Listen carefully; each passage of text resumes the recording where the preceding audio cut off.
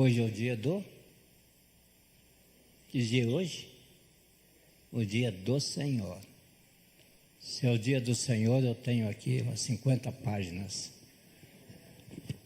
Hoje não temos almoço.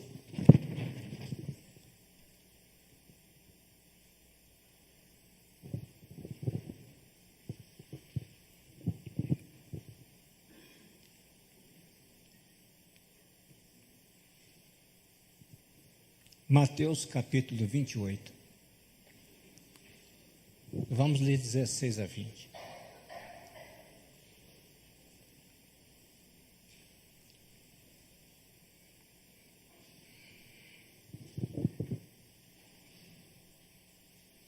Eu tenho duas traduções. Me parece que está projetado ali, é o que está aqui na minha Bíblia. A que está aqui é outra, então eu vou ler a que está aqui na minha Bíblia. E os 11 discípulos partiram para a Galiléia, para o monte que Jesus lhes tinha designado. E quando o viram, o adoraram, mas alguns duvidaram. E chegando-se Jesus, falou-lhes dizendo: é-me dado todo o poder no céu e na terra.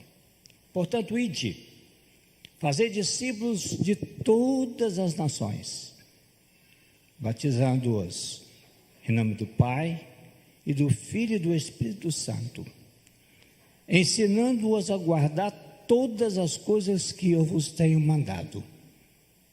E eis que estou convosco todos os dias, até a consumação do século.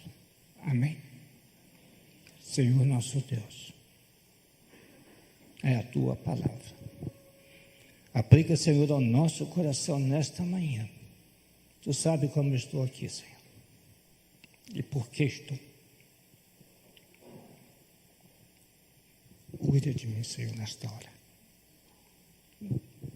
No nome de Jesus. Amém. Irmãos, eu gostaria de agradecer a Deus por todos os problemas que nós estamos vivendo. Os irmãos conhecem bem o que nós estamos passando, mas Deus tem nos sustentado. Ele diz aqui: estarei convosco todos os dias. E nós sabemos que Ele está aqui. O que um missionário poderia pregar? Porque eu sou missionário. Sou um pastor missionário. Alguém disse: já foi. Não, sou missionário. Missionário é missionário o resto da vida. Diácono é diácono o resto da vida. Então eu fui ordenado diácono, eu sou diácono, sou pastor e sou missionário.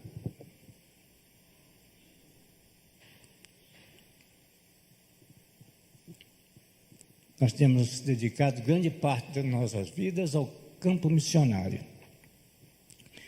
Digo nossa, pois a minha família sempre fez parte desta tarefa. E essa tarefa nasceu no coração de Deus. Ali nasceu. A minha Bíblia diz que é a grande comissão. Mas eu tenho como base para a mensagem desta manhã a nossa grande comissão. A comissão é nossa. Foi Deus que nos deu. É muito importante lembrar, meus irmãos, que a tarefa de evangelizar o mundo é nossa. É nossa. Os discípulos deveriam batizar as pessoas, porque o batismo simboliza morrer para o pecado e ressuscitar para uma nova vida em Cristo Jesus. Por isso é a nossa pública profissão de fé. Quando nós batizamos, nós estamos dizendo que nós morremos, somos sepultados e ressuscitamos não mais para o mundo, mas para Cristo Jesus. Ele é o dono da minha vida, é o dono da sua vida. Então, o batismo representa a submissão a Cristo, a disposição de viver de acordo com a vontade dele. Nós não temos mais vontade. A vontade é de Deus. É Ele que nos manda. E obedece quem tem juízo. Eu gostaria nesta manhã de lançar mão do texto lido inicialmente, onde tudo começou, ali naquela cruz. E depois, na ascensão de Jesus. Digo isso pois tudo teve início com o nascimento e com o ministério de Jesus. Eu fiz um pequeno retrospecto aqui. Jesus, mais ou menos aos 30 anos de idade, ele deu início ao seu grandioso e maravilhoso ministério. No começo ele separou 12 homens, que se tornaram mais tarde os 12 apóstolos. Era interessante observar que nenhum deles eram crentes, não havia igreja ainda. Eram judeus. Tinham uma cultura judaica. Eram homens, em sua maioria, de pessoas simples. Alguns deles sem cultura, sem experiência, sem conversão. A Bíblia disse que designou, pois, os 12, a saber, Simão, a quem pôs o nome de Pedro, Tiago, filho de Zebedeu, João, irmão de Tiago, aos quais pôs o nome de Boanerges, que significa filhos do trovão. André, Filipe, Bartolomeu, Mateus, Tomé, Tiago, filho de Alfeu, Tadeu, Simão, o cananeu, Judas Iscariote, aquele que o traiu. Jesus chamou, esteve 3 anos com eles, 24 horas por dia, ensinando, aprendendo de tudo, sociologia, psicologia, filosofia, no Antigo Testamento, evangelização, tudo que eles tinham que aprender, eles aprenderam, com o mestre dos mestres. Jesus preparando-os para exercer um ministério específico. Jesus sempre os preparou para a sua partida, que ele sabia que o seu momento estava prestes a chegar e ele teria que prepará-los. No dia da sua crucificação, ele disse: Tetelestai, tudo está consumado, tudo está pago. Mas é interessante que depois da sua crucificação ele ficou 40 dias. Por quê? Preparando-os, incentivando-os, dando-lhes coragem. Eu me recordo que uns iam caminhando para o caminho de Emaús e de repente, triste, abatido, agora creio eu que ele dizia: tudo está perdido, ele se foi e agora estamos só. E Jesus chega para eles e diz assim: que conversa entre vocês? Que conversa é essa que vocês estão tendo? E eles ainda foram mal criados. Você não sabe, é um forasteiro. Jesus foi crucificado. Jesus disse: honesto e duro de coração. Que coisa maravilhosa. Jesus andou com eles, entrou numa casa, e quando eles olharam, era o próprio Jesus. Que coisa! Neste texto nós podemos destacar 2 preciosos ensinamentos para a nossa vida, para a nossa igreja. Eu digo nossa porque é minha igreja também. A igreja é do Senhor, mas a gente fala minha porque eu me sinto parte dela. Em primeiro lugar, é-me dado todo o poder no céu e na terra. É interessante, meus irmãos, que Jesus sabia o que ia acontecer. Ele estava preparado, ele era obediente, a autoridade dele vinha dos céus, meus irmãos.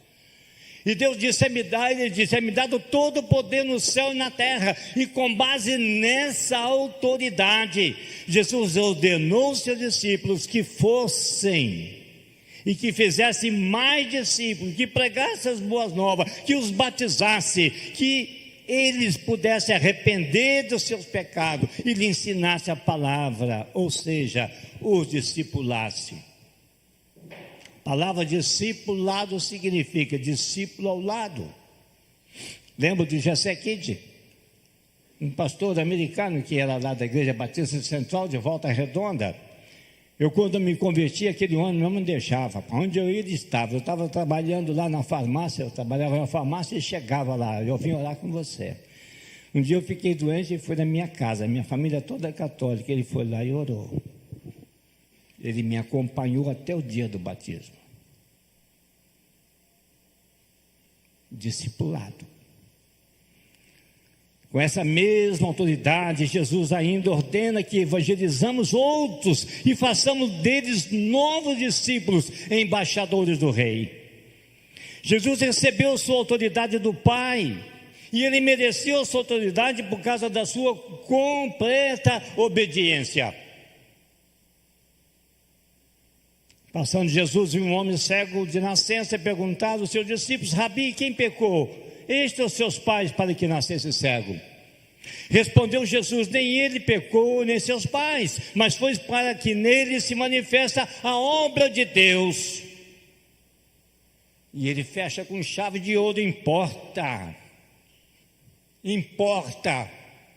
que façamos a obra daquele que me enviou enquanto é dia. Vem a noite, quando ninguém pode trabalhar. Meus irmãos, a igreja tem perdido o seu propósito. Quando eu falo igreja, não estou mencionando esta igreja, estou falando igrejas. A grande maioria tem perdido o seu propósito. Tem sido a vergonha do Evangelho. Essa semana fizeram uma marcha em São Paulo. Marcha para Jesus. Jesus não precisa de marcha, Jesus precisa de vidas. E nessa marcha houve de tudo, menos Jesus. Política. Usaram a marcha para Jesus para fazer política. Palanque político.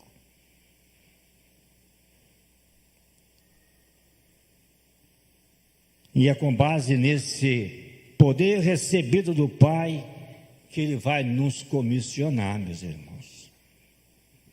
Irmãos, é muito importante quando lemos a Bíblia, não podemos lê-la por ler. Nós precisamos refletir no que ela fala conosco. Segunda coisa, fazer discípulos de todas as nações. Pregava eu em Maracaibo um dia, na Venezuela. Eu não era missionário efetivo ainda. Eu ainda não havia sido enviado, mas eu viajei muito para esse mundo afora. E eu pregava em Maracaibo, no final do culto, veio um senhor e veio falar comigo e falou assim: mas pastor, todo mundo no Brasil já conhece a palavra de Deus. Eu disse: não. E por que o senhor está aqui? Não está lá. Eu disse a ele: porque o evangelho deve ser pregado a toda criatura, tanto em Jerusalém como em Samaria, até os confins da terra, tanto quanto. Não é primeiro ganhar todo um povo, depois vai ganhar todo outro, não é isso. Embora nas missões anteriores Jesus tivesse enviado seus discípulos apenas aos judeus, a partir daquele momento a missão teria um caráter mundial. Ide por todo o mundo e pregai o evangelho a toda criatura. Jesus é o Senhor de toda a terra. Ele morreu pelos pecados dos povos de todas as nações, não importa quem eles sejam. Não importa que seja um guerrilheiro, não importa que sejam cruéis, matadores profissionais,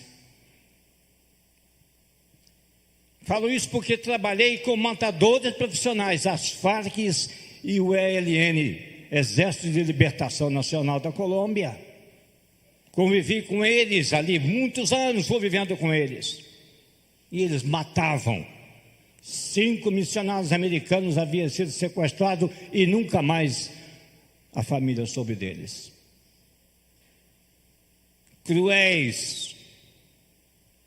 Mas eles também precisam de Jesus. Porque Jesus é o Senhor da terra.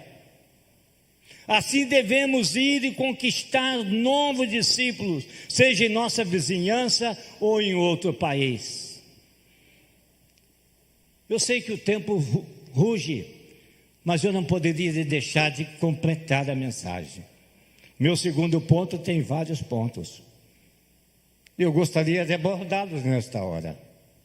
Não sei se depois desse dia vou ser convidado outra vez, mas eu vou fazer.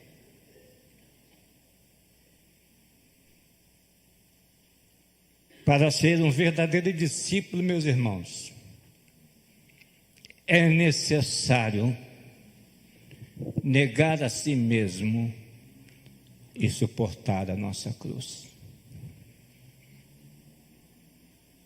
Você sabe o que Jesus te deu? Uma cruz.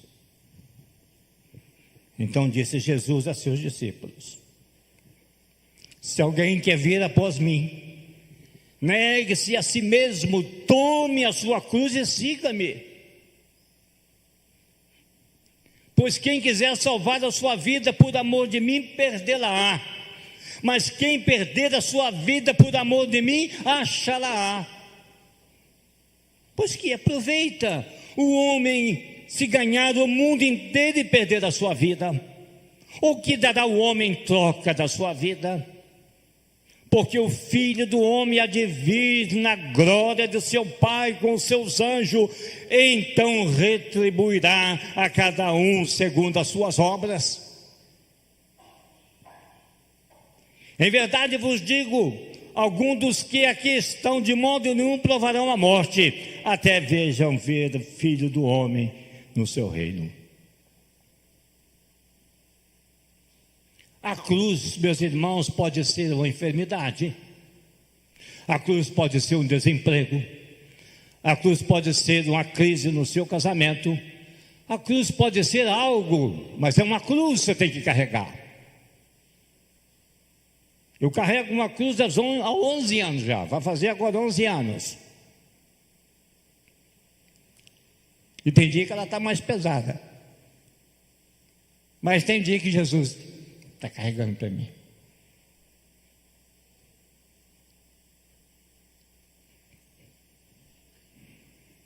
Quando Jesus usou a imagem de carregando uma cruz, seus discípulos sabiam, porque eles entenderam o que ele queria dizer, porque a crucificação era um método romano.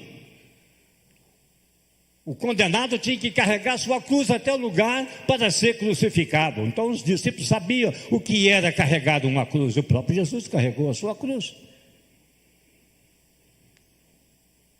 Queridos irmãos, ser crente não é fácil. É muito difícil, é complicado. Acompanhar Jesus, portanto, sempre significou um compromisso, um alto risco de morte, sem a possibilidade de voltar atrás.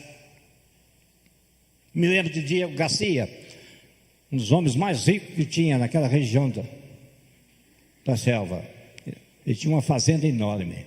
Ele faleceu recentemente. O governo tomou tudo dele, entregou nas mãos da guerrilha. A guerrilha vendeu todo o gado, tocou fogo em todo o patrimônio dele.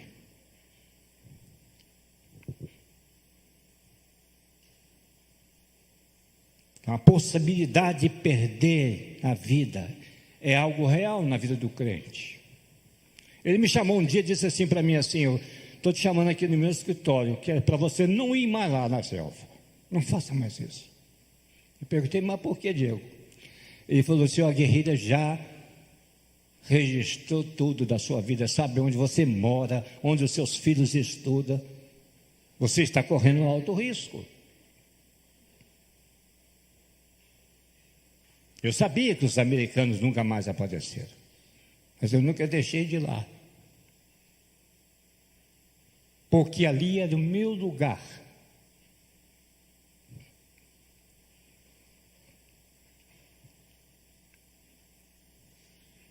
Ao tentar proteger a nossa vida física da morte, da dor, do desconforto, podemos nos arriscar a perder a vida eterna.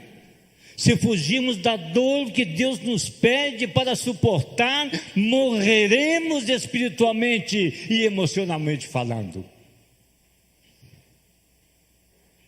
A vida sofrerá uma mudança e perderemos a noção do nosso propósito. Não importa o que pensam de você. Às vezes falam mal de mim aí, que eu sou isso, que eu sou aquilo. Eu não estou nem um pouquinho preocupado. O que importa é que ele pensa de mim. Aí sim.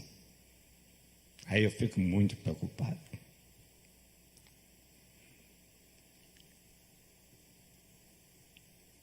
Por isso todos os apóstolos foram mortos por amor do Evangelho de Cristo. Segundo a tradição, há um escritor judeu, conhecido muito por Flávio Joséfo. Eu sei que não está na Bíblia, eu também não gosto muito de mencionar. Mas ele fez uma descrição da morte dos apóstolos. Isso sempre me chamou a atenção. Pagaram com suas próprias vidas para ganhar outras para Deus. Mateus foi assassinado à espada em uma cidade da Etiópia. João foi enviado para o exílio na ilha de Pátimo. Consta que foi imerso em um caldeirão de óleo fervente. Tiago, filho de Zebedeu, foi decapitado em Jerusalém. Tiago, filho de Alfeu, foi brutalmente espancado e em seguida julgado do alto do pináculo do templo. Felipe foi enforcado em Hierápolis, na Frígia. Bartolomeu foi esfolado vivo por mercenários. André foi amarrado em uma cruz, exposto a intempéries, morrendo de inanição. Tomé foi traspassado por uma lança nas Índias Orientais. Tadeu foi morto com flechas arremessadas no tórax. Pedro foi crucificado de cabeça para baixo. Simão, o Zelote, foi crucificado na Pérsia. Matias foi apedrejado e depois degolado. Judas Iscariotes suicidou-se por enforcamento.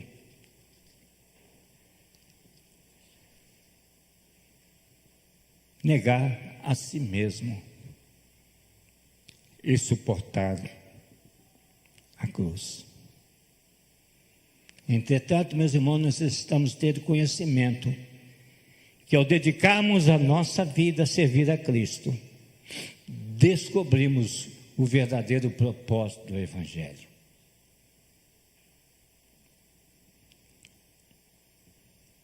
A segunda coisa desse tópico: para ser discípulo, deve haver renúncia. Assim, pois, aquele dentre vós que não renuncia a tudo quanto possui, não pode ser meu discípulo. Isso é muito sério, meus irmãos. Isso é muito sério. Se não renunciamos ao mundo, seus prazeres temporais, não podemos ser discípulos de Jesus. Não podemos dizer que somos discípulos se não nos preocupamos com a obra do Senhor.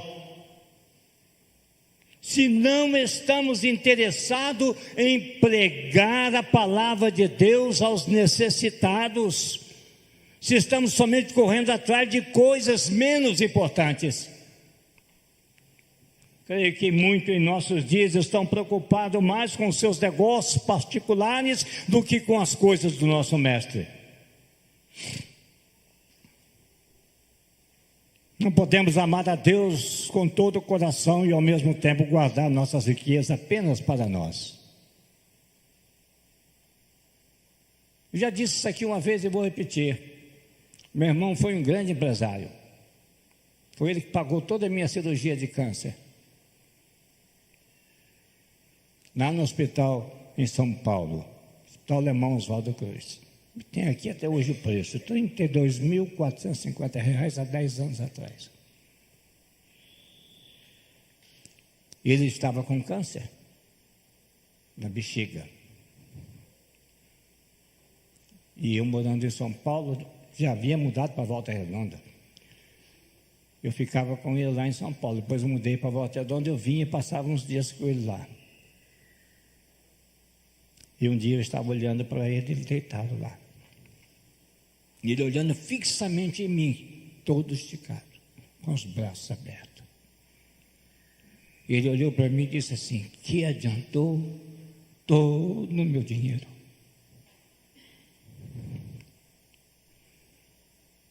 Eu fiquei calado. Ele disse: não serve para nada. E 24 horas depois ele estava em Santos para ser sepultado. Não podemos amar a Deus de todo o coração, guardando a riqueza para nós.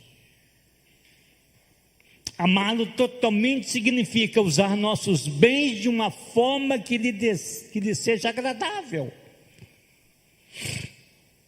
A Bíblia narra a história de um jovem que buscou Jesus e disse: eis que se aproximou dele um jovem e lhe disse: mestre, que bem farei para conseguir a vida eterna? Respondeu-lhe Jesus: porque me perguntas sobre o que é bom? Um só é bom. Mas se é que queres entrar na vida eterna, guarda os mandamentos. E perguntou eles: quais? Respondeu Jesus: não matarás, não adulterarás, não furtarás, não dirás falso testemunho, honra teu pai e tua mãe, e amarás o teu próximo como a ti mesmo. Aquele jovem disse: ah, Senhor, tudo isso tenho guardado, que ainda me falta. Ele esqueceu que Jesus estava lendo o seu coração.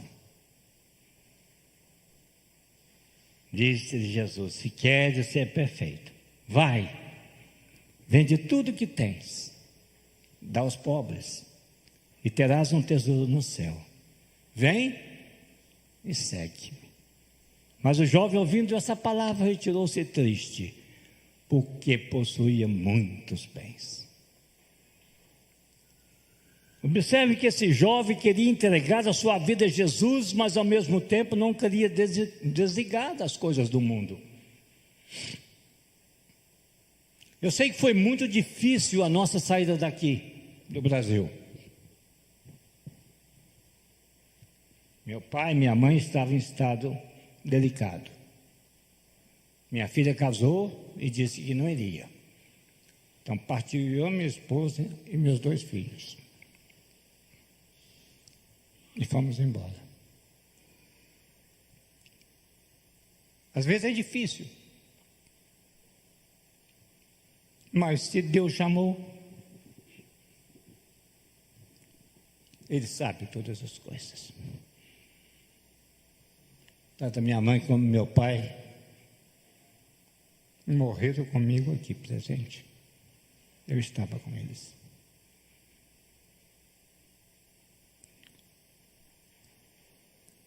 Necessitamos renunciar às coisas deste mundo para servir melhor ao nosso Deus.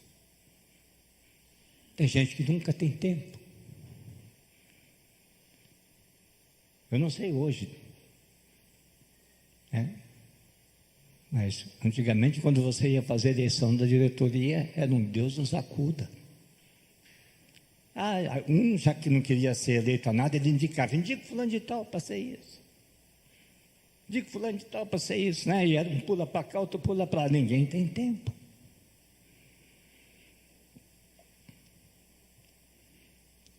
Para ser discípulo, necessitamos ter constância. Jesus, no livro de João, no capítulo 8, defende sua missão e a sua autoridade. No ponto mais alto do seu discurso, ele vai dizer: dizia, pois, Jesus aos judeus que nele creram: se vós permanecerdes em mim e a minha palavra em vós, verdadeiramente serão os meus discípulos. Permanecer significa persistir, perseverar. O verdadeiro discípulo, aconteça o que for, jamais se desviará dos caminhos do Senhor. Seguirá sempre firme, abundante na obra do Senhor. Não há nenhum motivo que possa nos desviar do caminho do Senhor. Teria outras coisas para dizer, mas eu vou seguir. Para ser discípulo necessita produzir frutos, e nisto é glorificado meu Pai, que deis muito fruto, e assim sereis meus discípulos.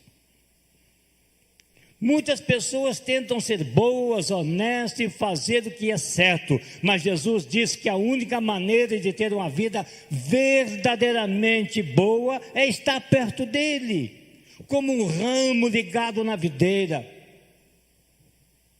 Longe de Cristo, nossos esforços são infrutíferos. Aí entra o nosso testemunho.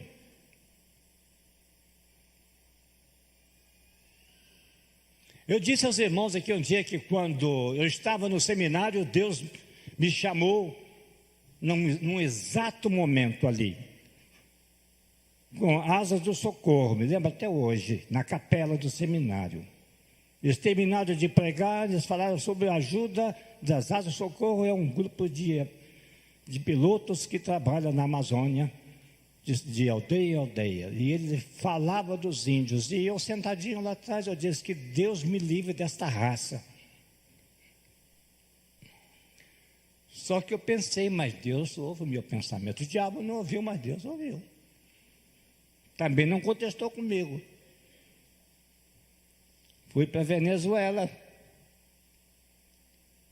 E um dia eu estou em casa, bateu na porta. Um médico americano, o Dr. Paulo, falou assim: olha, eu vim aqui porque o Calixto Patrício disse que você está chegando aqui e para trabalhar na obra missionária. Sim, estou chegando aqui, eu, minha esposa e meus 2 filhos. Ele falou assim: se prepara que eu quero levar você em um lugar. Não me falou aonde o lugar. E na segunda-feira ele foi lá, me apanhou, nós viajamos, dormimos nessa fazenda que eu falei. No dia seguinte atravessamos tudo, chegamos numa aldeia indígena. E ele falou assim: eu vou cuidar dos enfermos. Tem muita gente doente aqui, ele já havia preparado. E você cuida desse povo aí espiritualmente. Eu falei assim: mas eu não falo. Mas tem um cacique aí que fala bem o espanhol. Chamou lá e veio. E começou a traduzir e eu preguei. E é interessante que Jesus disse: aí vai ser o seu ministério.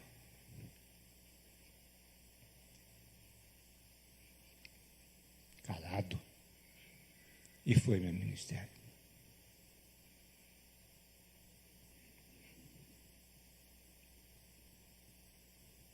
Quando a videira produz muitos frutos, Deus é glorificado, não o missionário. É Deus quem é glorificado. E eu me lembro, meus irmãos, no dia que eu fui fazer os primeiros 4 batismos. Foi um dia impressionante.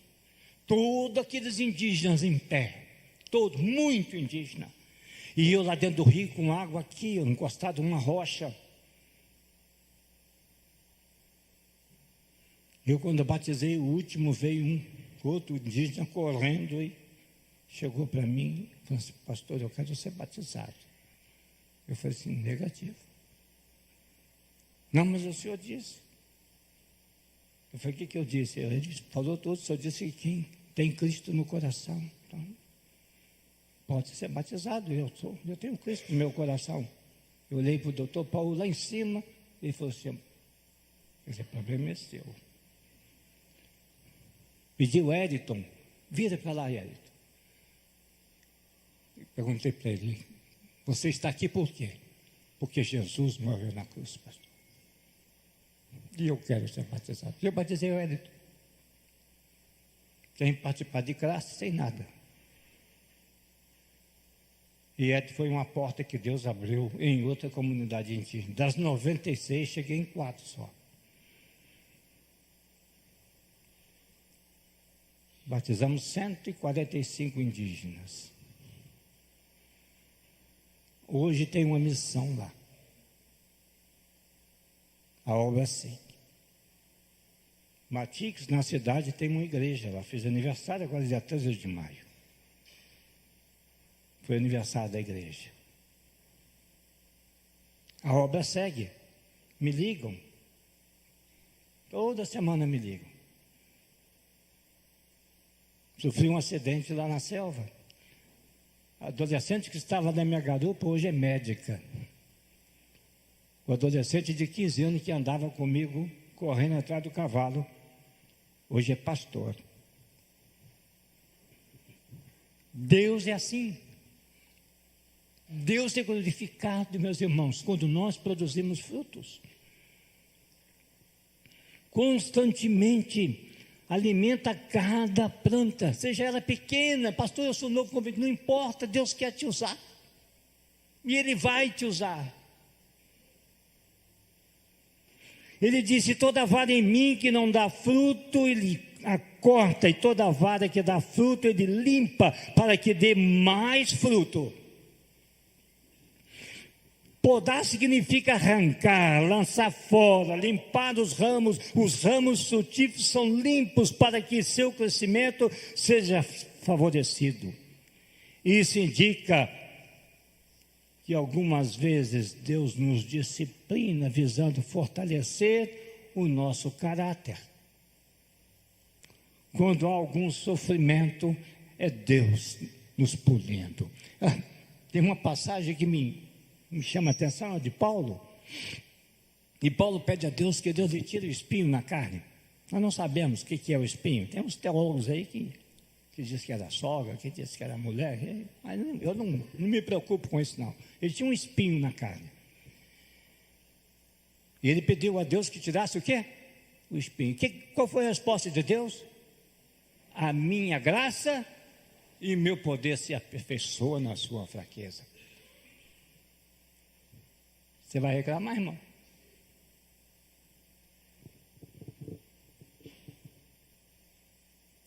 Doença não é fácil, irmãos. Eu desafio qualquer um aqui passar pelo que eu estou passando. Espero que nunca Deus permita isso. É a pior doença da face da terra. As pessoas que dão frutos para Deus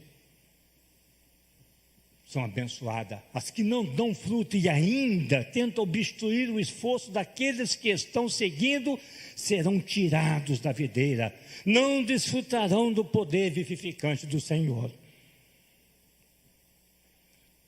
Irmãos, eu não posso entender pessoas que estão na igreja, que se dizem crentes em Jesus, mas não participam de nada, pelo contrário, ainda puxam para trás.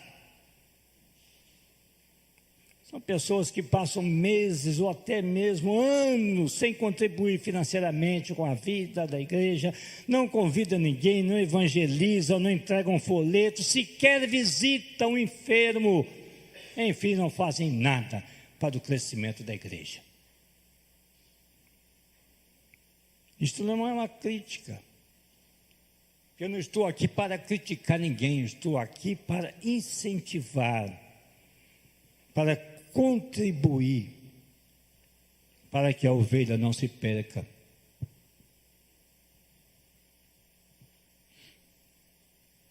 E eu vou terminar dizendo: toda vara em mim que não dá fruto, Ele a corta. E toda vara que dá fruto, Ele limpa, para que dê mais fruto. Quem não permanece em mim é lançado fora, como uma vara, e seca. Tais varas serão recolhidas, lançadas no fogo e queimadas. Irmãos, vamos mudar a nossa maneira de viver. Vamos mudar a nossa maneira de encarar o que é ser um crente em Jesus. Vamos ser mais responsáveis com as coisas do Senhor. Vamos trabalhar juntos para a honra e para a glória de Deus Pai. Tenhamos sempre em nossa mente a ordem que Jesus nos deu em sua ascensão. Ide por todo o mundo, fazer discípulos de todas as nações, batizando-as em nome do Pai, do Filho e do Espírito Santo. Se você está sentindo no seu coração essa dor missionária, olha, eu não posso mais voltar para lá. Minha doença não permite. Eles me ligaram já várias vezes, pastor, quando o senhor voltará, pastor? Às vezes eu passo noites acordadas pensando nisso. Mas aqui tem gente que pode, eu tenho certeza disso, que pode ir lá e ajudá-los. Se Deus tocou no seu coração nesta manhã, não importa, fique em pé e diga: eu estou pronto, Senhor, a ir. Eu estou pronto a ser um discípulo seu. Eu estou pronto a ganhar Petrópolis para Cristo. Se você está sentindo isso no seu coração, fique de pé. E nós vamos terminar orando ao Senhor, agradecendo ao Senhor. O campo missionário precisa de você. Eu fui com 40 e poucos anos, irmãos. Eu não era um jovenzinho, não. Eu já tinha 3 filhos. Se Jesus tocou no seu coração no campo missionário, fique de pé. Fale assim: Senhor, eu estou aqui, eu vou me preparar para ir para lá. Fique de pé, nós vamos orar por você.